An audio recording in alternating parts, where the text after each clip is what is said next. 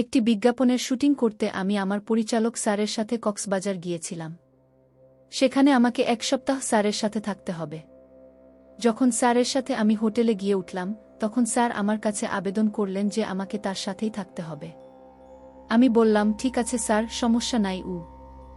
তারপর প্রথম দিন রাতে আমি যখন স্যারের সাথে থাকতে যাই, স্যার আমার সরলতার সুযোগ নিয়ে আমার সাথে যা করলেন তা শুনলে বন্ধুরা তোমাদের গা শিউরে উঠবে।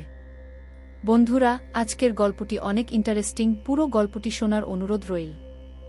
তবে গল্পটি শুরু করার পূর্বে বন্ধুদের নিকট আমার একটি বিশেষ অনুরোধ, তোমরা অবশ্যই আমার চ্যানেলটি সাবস্ক্রাইব করে আমাকে সাপোর্ট করবা। হ্যালো বন্ধুরা, আমি রোমেলা আক্তার রিমকি। আমার বর্তমান বয়স 24 বছর। বর্তমানে আমি একজন প্রতিষ্ঠিত মডেল ও অভিনেত্রী। আজকে তোমাদের সামনে আমি যে ঘটনাটি বলবো তা আমার জীবনে ঘটে যাওয়া একটি বাস্তব ঘটনা, আমার নিজের বাস্তব জীবনের গল্প। তবে গোপনীয়তা রক্ষার খাতিরে আমি এখানে আমার ছদ্মনাম ব্যবহার করেছি। আমার দুষ্টু মিষ্টি বন্ধুরা, খুব ছোটবেলা থেকেই আমার একজন বিখ্যাত মডেল হওয়ার স্বপ্ন ছিল। মনের মধ্যে সবসময় জল্পনা কল্পনা করতাম কিভাবে আমি দেশের একজন নামকরা মডেল হতে পারি। ছোটবেলা থেকেই এই স্বপ্নটা মনের মধ্যে লালন করতে থাকি। মডেল হওয়া যেন আমার একটা নেশায় দাঁড়িয়েছিল। আমি যখন হাই স্কুলে পড়তাম, তখন স্কুলের বিভিন্ন সাংস্কৃতিক অনুষ্ঠানে অভিনয় ও নৃত্য করার চেষ্টা করতাম। একজন মডেলের যে ধরনের গুণাগুণ থাকা দরকার, ওইসব বৈশিষ্ট্য আমি নিজের মধ্যে অর্জন করার চেষ্টা করতে থাকলাম। আমি দেখতেও মোটামুটি আকর্ষণীয় ছিলাম। যে কেউই দেখলেই আমাকে মডেল বলে ডাকত। আসলে মডেল হওয়ার জন্য যে শারীরিক ফিটনেসের প্রয়োজন, তার সম্পূর্ণ যোগ্যতা আমার ছিল। কিন্তু আমি গ্রামে থাকতাম এবং গ্রামের স্কুলেই পড়ালেখা করতাম, যে কারণে স্বপ্নটা কখন বাস্তব হবে তা নিয়ে শুধু কল্পনাই করতাম। তবে আমার অবিরত চেষ্টা ছিল। মনের ভেতরে একটা বিশ্বাস ছিল যে একদিন না একদিন আমি সুযোগ পাবি, কোনো না কোনো একটা পথ আমার জীবনে আসবেই। আমি যখন ক্লাস 9-এ পড়ি, তখন থেকেই বিভিন্ন জায়গায় এবং আত্মীয় স্বজনদের সাথে যোগাযোগের চেষ্টা করতে থাকি। কারণ আমার জীবনের সবচেয়ে বড় স্বপ্নই ছিল দেশের নামকরা একজন প্রতিষ্ঠিত মডেল হওয়া। আমাকে সবাই চিনুক, জানুক, আমার সৌন্দর্য ও লাবণ্য ছড়িয়ে পড়ুক গোটা পৃথিবী জুড়ে। আর সেই স্বপ্ন নিয়েই আমি অনুসন্ধান করতে থাকি যে কিভাবে ভালো কোনো মিডিয়াতে গিয়ে নিজের যোগ্যতা ও অভিজ্ঞতাকে কাজে লাগানো যায়। ঢাকায় আগমন ও সুযোগের সন্ধান। আমি এসএসসি পরীক্ষা দেওয়ার পর বাবা আমাকে বললেন, রোমেলা, তুই ঢাকা যা, তোর বোনের বাসা থেকে বেরিয়ে আয়। বাবার কথা অনুযায়ী আমি ঢাকায় চলে গেলাম। বোনের বাসায় বসে বসে টিভি দেখতাম আর মনে মনে চিন্তা করতাম কিভাবে মডেল হওয়া যায়। হঠাৎ একদিন টেবিলের উপর একটি পত্রিকা দেখতে পেলাম। পত্রিকার পাতা উল্টাতে উল্টাতে হঠাৎ আমার চোখে পড়ল একটি বিজ্ঞাপন, যেখানে লেখা ছিল মডেল আবশ্যক। বিজ্ঞাপনটা দেখেই মনটা ভালো হয়ে গেল। মনে মনে ভাবলাম, এই বুঝি জীবনের স্বপ্ন পূরণের সুযোগ পেয়ে গেলাম। বিজ্ঞাপনটি আমি খুব মনোযোগ সহকারে পড়লাম। বিজ্ঞাপনের যত প্রকার শর্ত বা ক্রাইটেরিয়া ছিল, তার সবগুলোই মনে হচ্ছিল আমার মধ্যে আছে। আমার শারীরিক ফিটনেস, গঠন, শিক্ষাগত যোগ্যতা, চেহারার সৌন্দর্য, কথাবার্তার দৃষ্টিভঙ্গি, কণ্ঠ এবং সর্বোপরি আমার পরিশ্রমী মানসিকতা, সব মিলিয়ে বিজ্ঞাপনের সকল শর্ত অনুযায়ী আমি নিজেকে যোগ্য মনে করলাম। তারপর বিজ্ঞাপনে দেওয়া নম্বর অনুযায়ী ফোন করে বিষয়টি বোঝার চেষ্টা করলাম। ওই নম্বরে ফোন দিলে একটি মেয়ে ফোন রিসিভ করে জিজ্ঞেস করল, আপনার নাম কি? আমি বললাম, রোমেলা। তারপর জিজ্ঞেস করল, বাড়ি কোথায়? আমি বললাম, টাঙ্গাইল। এরপর সে বলল, আপনি কি একজন মডেল হিসেবে কাজ করতে আগ্রহী? আমি বললাম, জি ম্যাডাম, আমার অনেক দিনের ইচ্ছা, অনেক দিনের স্বপ্ন একজন মডেল হব। তখন মেয়েটি বলল, আচ্ছা ঠিক আছে, আমি তোমার নাম, ঠিকানা ও নম্বর লিখে সিরিয়াল দিয়ে রাখছি। তুমি সময়মতো চলে এসো। আমি স্যারের সাথে কথা বলে দেখছি তোমাকে একটা সুযোগ দেওয়া যায় কিনা। আমি বললাম, ঠিক আছে ম্যাডাম। তারপর ম্যাডামকে সালাম দিয়ে ফোন রেখে দিলাম। এজেন্সিতে অডিশন ও রিহার্সাল। দেখতে দেখতে আমার সেই মডেল এজেন্সিতে যাওয়ার দিন এসে গেল। এজেন্সিতে গিয়ে দেখি আমার মতো আরও অনেকেই বসে আছে। আমিও গেস্ট রুমে গিয়ে বসলাম। আমরা আনুমানিক প্রায় 10 থেকে 12 জন ছিলাম। তবে তাদের মধ্যে মনে হচ্ছিল আমার ফিটনেসই সবচেয়ে ভালো এবং কেন জানি মনে হচ্ছিল আমি সেখানে চান্স পেয়ে যাব। তারা যেহেতু দেশের একটি নামকরা মডেল এজেন্সি, তাই একবার যদি এখানে সুযোগ পেয়ে যাই, তবে আমার জীবনের মোড় ঘুরে যাবে, আমার স্বপ্ন সত্যি হবে। তাই আমি ভাবলাম, যেভাবে হোক স্যারকে রাজি করাতে হবে এবং এই এজেন্সিতে অভিনয়ের সুযোগ পেতে হবে।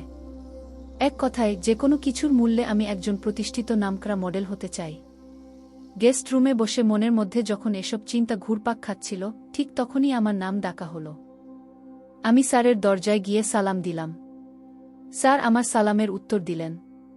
আমি বললাম, স্যার আসতে পারি? স্যার বললেন, জি আসুন। তারপর আমি ভেতরে প্রবেশ করলাম এবং জিজ্ঞেস করলাম, স্যার বসতে পারি? স্যার বললেন, জি বসুন। তারপর স্যার আমাকে জিজ্ঞেস করলেন, তোমার নাম কি?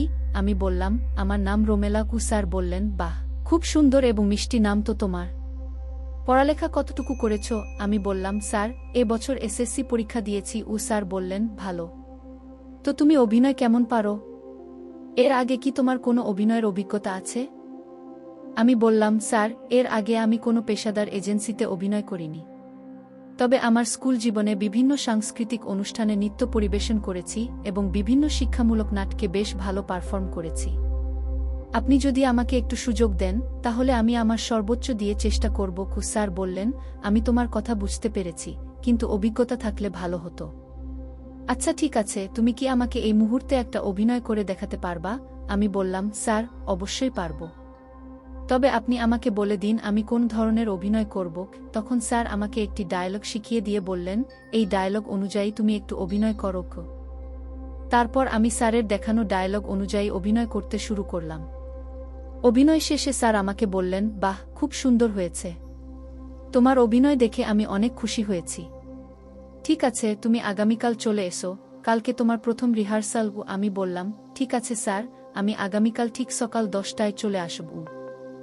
স্যারের কথা অনুযায়ী পরদিন আমার প্রথম রিহার্সাল শুরু হলো। প্রথম দিন স্যার আমাকে অভিনয়ের কিছু কলাকৌশল শেখাবেন, তাই খুব আনন্দে সুন্দর করে সেজেগুজে নিজেকে আকর্ষণীয়ভাবে তৈরি করে গেলাম। স্যার যে রুমে আমাকে রিহার্সাল করাবেন সেই রুমে গিয়ে আমি বসে অপেক্ষা করতে লাগলাম। কিছুক্ষণ পর স্যার সেখানে আসলেন। সেই রুমে বাইরের কোনো লোক ছিল না, শুধু স্যার আর আমি একা। তখন স্যার আমাকে বললেন, রোমেলা, যদি তুমি একজন নামকরা মডেল হতে চাও তাহলে অবশ্যই তোমার মধ্যে বেশ কিছু গুণ থাকতে হবে। তার মধ্যে সবচেয়ে বড় গুণ হল অভিনয় করতে গিয়ে কখনো ইনিয়েজি ফিল করা যাবে না। সবসময় মনটাকে মুক্ত রাখবে, তাহলে দেখবে অভিনয় নিজের ভেতর থেকে অটোমেটিক চলে আসবে এবং তুমি ভালো পারফর্ম করতে পারবে। আমি বললাম, আচ্ছা ঠিক আছে স্যার, ধন্যবাদ। স্যার বললেন, ওয়েলকাম। বিশ্বাসের সুযোগ ও জীবনের শিক্ষা। তারপর স্যার বললেন, চলো তাহলে রিহার্সাল শুরু করি। আমি বললাম, ওকে স্যার। এরপর স্যার আমাকে বিভিন্ন দৃষ্টিভঙ্গিতে অভিনয় শেখাতে শুরু করলেন এবং আমিও স্যারকে অনুসরণ করতে লাগলাম। কিন্তু মাঝে মধ্যে অভিনয় শেখাতে গিয়ে স্যার কেমন যেন আচরণ করতেন। অনেক সময় কিছুটা ভিন্নভাবে স্পর্শ বা আচরণ করতেন, কিন্তু আমি স্যারের তালে তাল মিলিয়ে যেতাম। কারণ বিখ্যাত মডেল হওয়া ছিল আমার সারা জীবনের স্বপ্ন, তাই আমি এই বিষয়গুলোকে তখন তুচ্ছ মনে করেছিলাম। এভাবে স্যারের কাছে আমি প্রায় 1 বছর অভিনয় শিখলাম। 1 বছর কাজ করতে করতে স্যারের সাথে আমার একবারে ফ্রি একটা সম্পর্ক হয়ে গেল। স্যার তার যে কোনো বিষয় আমার সাথে শেয়ার করতেন, আমিও করতাম। এক কথায় আমাদের মধ্যে একটা বন্ধুত্বপূর্ণ সম্পর্ক তৈরি হয়ে গেল। বিভিন্ন সময় রিহার্সালের নামে স্যার যখন একটু ভিন্ন রকম আচরণ করতেন, তখন আমি যদি কিছুটা অমত করতাম, স্যারের মন খারাপ হতো।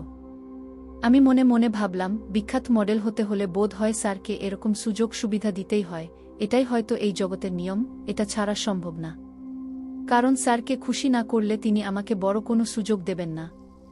তাই যতটুকু পারতাম স্যারকে খুশি রাখার চেষ্টা করতাম। প্রায় 1 বছর পর স্যার আমাকে বললেন, রোমেলা, তোমার জন্য একটা বড় অফার এসেছে। তুমি কি সেই অফারে কাজ করতে রাজি আছো?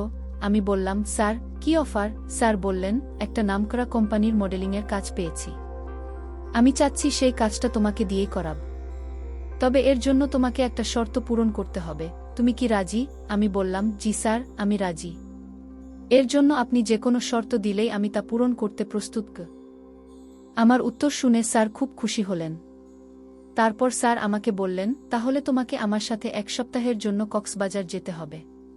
সেখানে বিজ্ঞাপনের লোকেশনটা ভালো করে ট্র্যাক করতে হবে, তোমাকে বিভিন্ন জায়গা ঘুরে দেখাতে হবে এবং কিছু কলাকৌশল শেখাতে হবে যে কিভাবে বিজ্ঞাপনের শ্যুট করা হবে। আমি বললাম, কোনো সমস্যা নাই স্যার, আপনি যেদিন বলবেন আমি সেদিনই যাবগু। তারপর স্যারের সাথে আমি কক্সবাজার চলে গেলাম। সেখানে গিয়ে আমরা একটা ভিআইপি হোটেল ভাড়া নিলাম। প্রথম একই রুমে থাকতে আমার কিছুটা অস্বস্তি হচ্ছিল, কিন্তু স্যারের সাথে দীর্ঘদিনের পরিচয় এবং ফ্রি সম্পর্ক থাকার কারণে তেমন কোনো ভয় ছিল না। তবে স্যার যে আমার সাথে এমন একটা আচরণ করবেন তা আমার কল্পনার বাইরে ছিল। যদিও আমরা একই রুমে একই বেডে ছিলাম, তাও স্যারের প্রতি আমার গভীর বিশ্বাস ছিল যে তিনি অন্তত আমার সাথে খারাপ কিছু করবেন না। কিন্তু সেই রাতে আমার সেই বিশ্বাস ভেঙে গেল। স্যার আর আমি যখন রাতে একই বেডে শুয়েছিলাম, হঠাৎ মাঝরাতে আমি অনুভব করলাম কেউ যেন আমার সাথে ভিন্ন রকম কিছু করার চেষ্টা করছে। আমি তখন আধো ঘুমন্ত অবস্থায় ছিলাম। ধরফর করে ঘুম থেকে উঠে দেখি স্যার আমাকে বিভিন্নভাবে নিয়ন্ত্রণ করার চেষ্টা করছেন এবং ইশারায় অন্যায় দাবি করছেন। আমি তখন সম্পূর্ণ অসহায় ও নিরুপায় হয়ে গেলাম। শেষ পর্যন্ত জীবনের স্বপ্ন পূরণ করার মোহে পড়ে নিজের শ্রেষ্ঠ সম্পদ বিলিয়ে দিতে হল। স্যার তার সমস্ত প্রভাব খাটিয়ে আমার সবকিছু সেদিন নিজের ইচ্ছামতো কেড়ে নিয়েছিলেন, যার বিনিময়ে পরবর্তীতে আমি দেশের একজন নামকরা মডেল ও অভিনেত্রী হতে পেরেছিলাম ঠিকই, কিন্তু মনের শান্তি হারিয়ে ফেলেছিলাম। পরিশেষে আমি তোমাদেরকে বলব বন্ধুরা, জীবনে চলার পথে, নিজেকে এগিয়ে নিয়ে যাওয়ার পথে বিভিন্ন বাধার সম্মুখীন হতে হয়। আমার জীবনেও এরকম বাধা এসেছিল, কিন্তু দুঃখের ব্যাপার হলো আমি নিজেকে সেই লোভ ও মোহ থেকে বাঁচাতে পারি নাই, সেটা আমার ব্যর্থতা ছিল। বন্ধুরা, তোমরা কখনো অতিরিক্ত আবেগী বা অতি আকাঙ্ক্ষী হইও না, কারণ এই অতিরিক্ত আবেগ ও উচ্চাকাঙ্ক্ষা আমার জীবনের পবিত্রতা কেড়ে নিয়েছে। তোমরা সবসময় নিজেদের সংযত রাখার চেষ্টা করবে। আমার মতো ভুল করে কেউ তোমাদের শ্রেষ্ঠ সম্পদ হারিও না, কারণ দিন শেষে নিজের আপনজন এবং সমাজের কাছে জবাবদিহিতা করতে হয়। আর সবচেয়ে বড় কথা, মনের ভেতর যে একটা পবিত্র ভাব থাকে তা আর কখনো ফিরে পাওয়া যায় না। এক কথায়, নিজের আপনজন ছাড়া নিজের সম্ভ্রম বা বিশ্বাস অন্য কাউকে সহজে দিও না, অন্যথায় সবকিছু হারানোর ঝুঁকি থেকে যায়। বন্ধুরা, আজকে এই পর্যন্তই। গল্পটি থেকে যদি কোনো শিক্ষা পেয়ে থাকো এবং ভিডিওটি ভালো লেগে থাকে, তবে একটি লাইক দিয়ে এবং চ্যানেলটি সাবস্ক্রাইব করে আমার পাশে থেকো। পরিশেষে তোমাদের সবার সুস্বাস্থ্য কামনা করি। ভিডিওটি দেখার জন্য তোমাদের সকলকে অসংখ্য ধন্যবাদ।